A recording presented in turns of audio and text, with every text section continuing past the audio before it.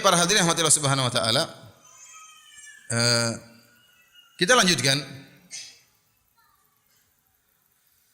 Falamma ra'a aydiyahum la tasilu ilaihi nakirahum wa awjasa minhum khifah. Tatkala Nabi Ibrahim ya faqarrabahu ilaihim qala ala ta'kulun. Tatkala Nabi Ibrahim memberikan hidangan kepada para tamu tersebut, ternyata para malaikat ini tidak makan sapi tadi. Ya. Mereka bukan manusia.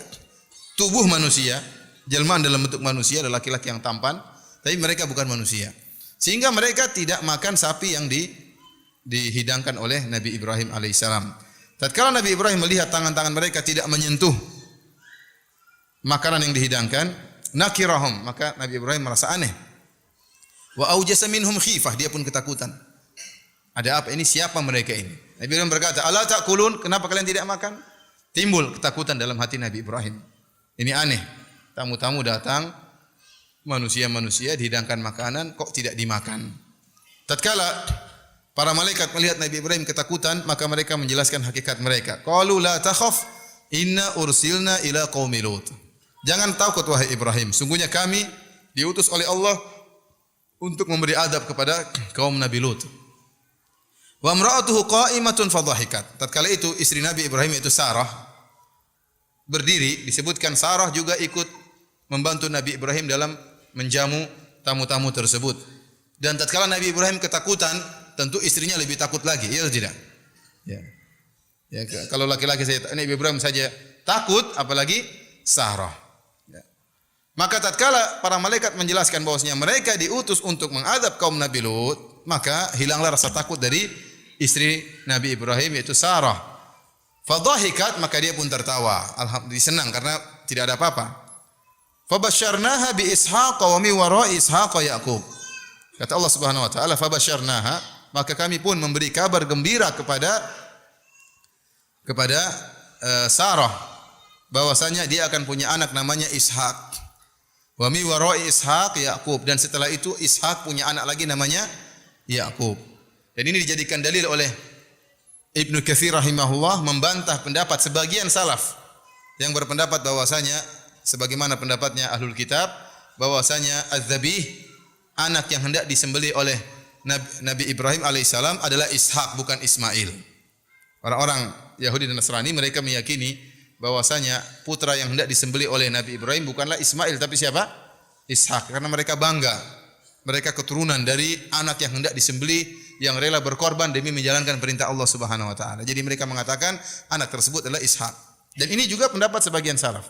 Di antara bantahan dalilnya adalah ini, sebagaimana penjelasan Al-Hafidz Ibnu Katsir rahimahullah. Kenapa?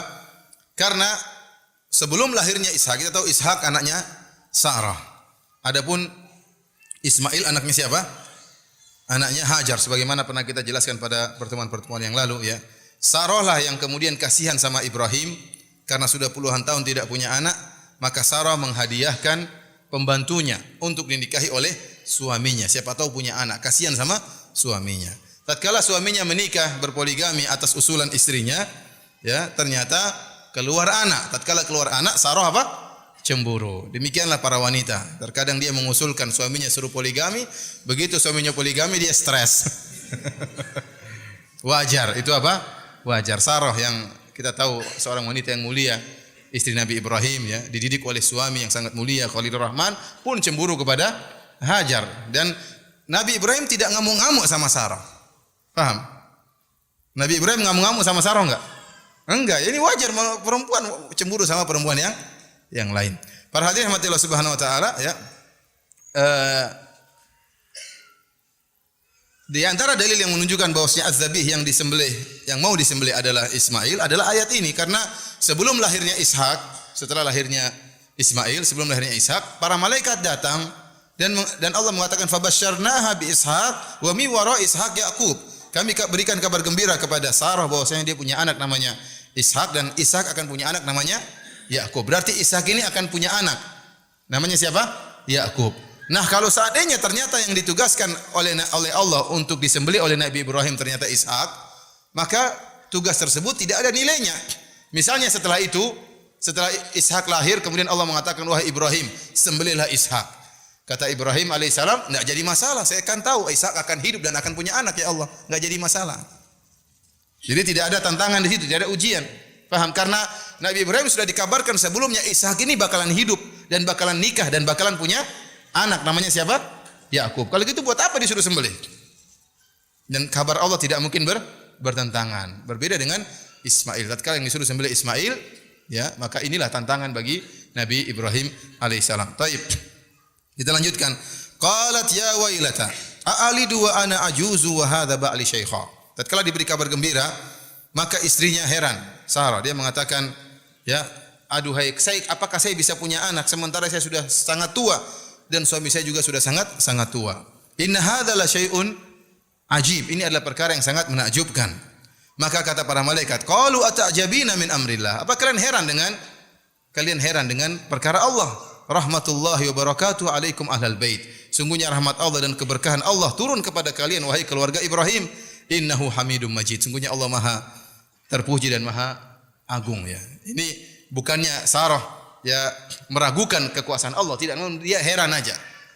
Kita tidak katakan jangankan Sarah heran. Nabi Zakaria saja heran. Nabi Zakaria bukankah dia berdoa, "Idznada rabbahu nidaan khafiyya." Ya, kemudian minta agar diberikan apa? Anak. Tatkala Allah mengabarkan kau akan punya anak, maka dia heran. Padahal sebelumnya dia yakin Allah bisa menganugerahkan kepada dia anak. Kata para ulama, kapan Nabi Zakaria minta anak? Tatkala melihat keanehan terjadi pada Maryam. Kullama dakhala alaihi Zakaria, ya, al-mihrab wajada indaha rizqa. Setiap bertemu dengan Maryam dapati ada rizki Allah berikan. Qala ya Maryam anna laki hadza? Qalat huwa min indillah. Dari mana kau dapat rezeki ini? Kata Maryam, dari Allah Subhanahu wa taala. Dan yang menakjubkan rezeki tersebut kata para ahli tafsir, ya, Allah datangkan di musim dingin makanan yang tidak terdapat kecuali di musim panas. Allah datangkan buah-buah yang tidak tumbuh kecuali di musim dingin, Allah hadirkan di musim panas. Tatkala melihat hal yang menakjubkan ini, maka timbullah gerakan hati dari Nabi Zakaria. Dia sudah lama nikah, sudah tua, tidak punya anak. Dia yakin Allah bisa mendatangkan akibat tanpa sebab. Allah bisa mendatangkan akibat tanpa sebab. Maryam di mihrab aja, enggak kemana-mana. Ternyata bisa rezeki datang meskipun dia tidak mencari rezeki. Ya, artinya dia seorang wanita tidak dituntut untuk mencari rezeki. Allah datangkan rezeki dan rezekinya pun aneh. Rezekinya pun aneh. Makanan yang tidak ada di musim panas dihidangkan tatkala musim dingin. Dari situ kata Allah, hunalika da'a Zakaria rabbah. Qala rabbi habli min ladunka dzurriyyatan thayyibah. Tatkala itu Nabi Zakaria pun berdoa, ya Allah anugerahkanlah kepadaku anak yang baik darimu. Kemudian Allah mengabarkan bahwasanya kau akan punya anak. Dia mengatakan, anna yakunu li gulamun wa kanat imraati akiran wa qad balagtu minal kibari itiya. Ya Allah, bagaimana saya bisa punya anak sementara istri saya sudah tua, saya pun sudah tua. Istri saya mandul, saya sudah tua. Loh, tadi kamu yang minta kan? Paham? Maksud saya Nabi Zakaria tadi yang minta. Setelah Allah bilang dia yakin Allah akan mengabulkan. Begitu Allah kabulkan dia heran, kok bisa ya Allah? Jadi kenapa? Memang ya inilah apanya, Allah mampu melakukan apa saja. Maka sebagaimana Nabi Zakaria pun heran, Sarah pun heran, itu wajar. Maka dia mengatakan, wa ana ajuzun a'alidu wa ana ajuzun hadza ba'li syaikh. Apakah saya bisa melahirkan? Saya sudah tua sementara suami saya juga sudah tua. Kemudian kata Allah Subhanahu wa taala, jadi subhanallah, malaikat berikan kabar gembira kepada Nabi Ibrahim, ya, akan punya anak.